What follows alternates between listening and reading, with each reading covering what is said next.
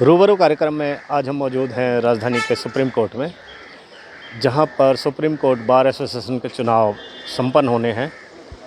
हमारे साथ मौजूद हैं उमेश बाबू चौरसिया, जो कि जॉइंट ट्रेजरर के लिए चुनाव लड़ रहे हैं। चौरसिया जी, रूबरू कार्यक्रम में आपका स्वागत है। Thank you. आप जो ये चुनाव लड़ रहे हैं, कौन कौन से मुद्दे हैं जिन पे आप ध्यान देंगे? सबसे बड़ा मुद्दा हमारे सुप्रीम कोर्ट में है चैम्बर अलॉटमेंट का, क्योंकि जैसे फिजिकल हीयरिंग होती है और वर्चुअल होती है, तो वर्चुअल हीयरिंग में कम से कम एडवोकेट को बैठने के लिए चैम्बर की ज़रूरत होती है, वहाँ से अपना ऑपरेट कर सके, आर्गूमेंट कर सके। तो ये सबसे बड़ा मुद्दा है चैम्बर का। और दूसरा मुद्दा है पार्किंग का। जितने भी एडवोकेट हैं सबके पास गाड़ियाँ हैं, क्लर्कों के पास गाड़ियाँ हैं, सबके पास गाड़ियाँ हैं। तो गाड़ियों की जो पार्किंग है, ये प्रॉपर पार्किंग सुप्रीम कोर्ट के अंदर नहीं है। और यदि हियरिंग होती है हमारी फिज़िकल, तो सारे एडवोकेट आएंगे, पूरे देश से एडवोकेट आते हैं।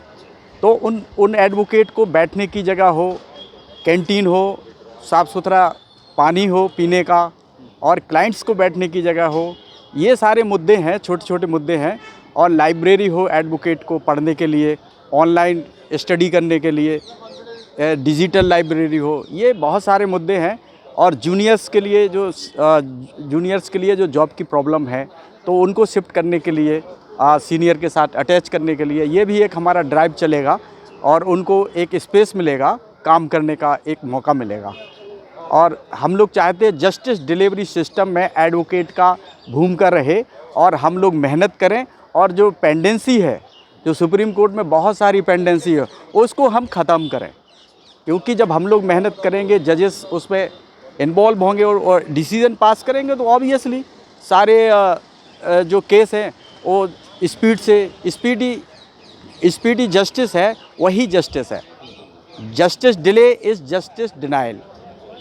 तो हमारा कहना ये है कि भाई एडवोकेट्स तैयार हैं, लेकिन उनको जो फैसिलिटी है, उनकी ज़रूरतें हैं, वो गवर्नमेंट का कोई ऐसा सिस्टम नहीं है कि एडवोकेट को कोई हेल्प करे।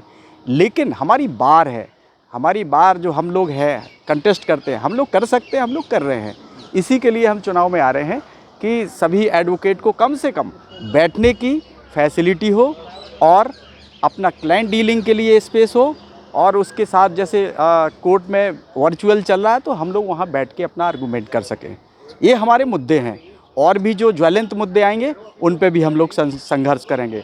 और एक और मुद्दा है कि सुप्रीम कोर्ट में जो फाइलिंग की प्रॉब्लम है, तो जैसे 10 साल की प्रैक्टिस के बाद एडवोकेट को हाई कोर्ट का जज बना दिया जाता है, लेकिन ज़िंदगी निकल जाती है, सुप्रीम कोर्ट में फाइलिंग की फैसिलिटी नहीं दी जाती है। तो जो भी 10 साल की प्रैक्टिस कर चुका सुप्रीम कोर्ट में, तो उसके एक्सपीरियंस के आधार पर उसको अपना केस फाइल करने का अलाउ होना चाहिए। इसकी एक रिट पिटीशन भी हाई कोर्ट में पेंडिंग है।